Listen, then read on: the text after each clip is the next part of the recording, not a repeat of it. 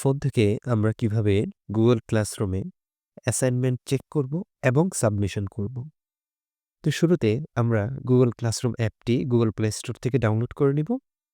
তারপর সেখান থেকে আমরা ক্লাসরুম অ্যাপে চলে যাব। আমাদের গুগল ক্লাসরুমের ইন্টারফেসটা হচ্ছে এরকম। আমরা দুটি ক্লাসরুমে অ্যাটেন্ড আছি। তা আমি যদি এখানে ক্লিক করি, এটা হচ্ছে আমার অ্যাসাইনমেন্ট। আমি চেক করার জন্য এখানে ক্লিক করব।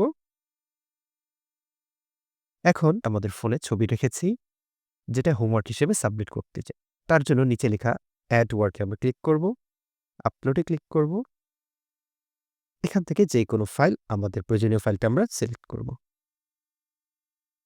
এখান থেকে একটু উপরের দিকে স্লাইড করলে আমরা দেখতে পারবো এটা লোড হবে। ফাইলটা যখনই লোড হয়ে যাবে নিচের নোটিফিকেশন আসবে, উপর থেকে আমরা দেখতে পারবো লোডিং পার্টটুকু চলে গিয়েছে। এখন আমরা যদি হ্যান্ড ইন করি, নিচের দিকে যেটা লেখা অথবা টার্ন ইন থাকতে পারে, যেটাই থাকুক আমরা সেখানে ক্লিক করে দেব। তখন জানতে চাবে যে আমরা কি এটা সাবমিট করতে চাই কিনা। হ্যাঁ, আমরা কনফার্ম করছি হ্যান্ড ইন। আমাদের অ্যাসাইনমেন্ট হ্যান্ড ইন হয়ে গেছে, অর্থাৎ সাবমিট হয়ে গিয়েছে। আমরা এটাকে নিচে নিয়ে ফেলব। বাম দিকে নিচের কর্নারে লেখা আছে হ্যান্ডেড ইন অথবা টার্নড ইন, যেটাই লেখা থাকুক। তার মানে কাজটা হয়ে যাচ্ছে। আমরা ফাইলের নামটাও দেখতে পারবো যে ফাইলটাকে আমরা সাবমিট করতে চাই। এখন জাস্ট বের হয়ে গেলেই আমার কি কাজটা হয়ে গিয়েছে। এখানে আর কোনো টেনশন করতে হবে না। এখানে লেখাই থাকবে হ্যান্ডেড ইন, জমা দেওয়া হয়েছে।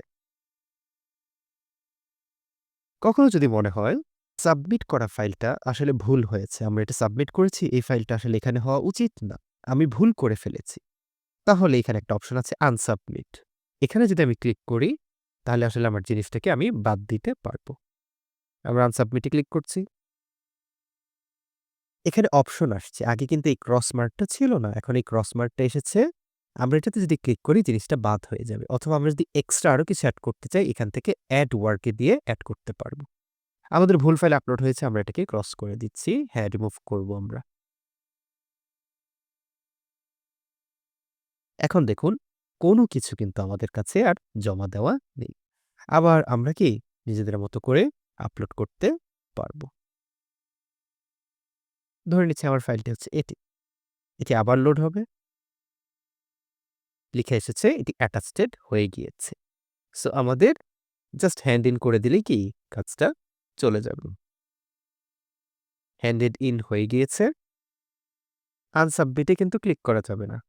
সো আমরা যদি এখান থেকে ব্যাক করি, আমাদের কাজটা হয়ে যাবে।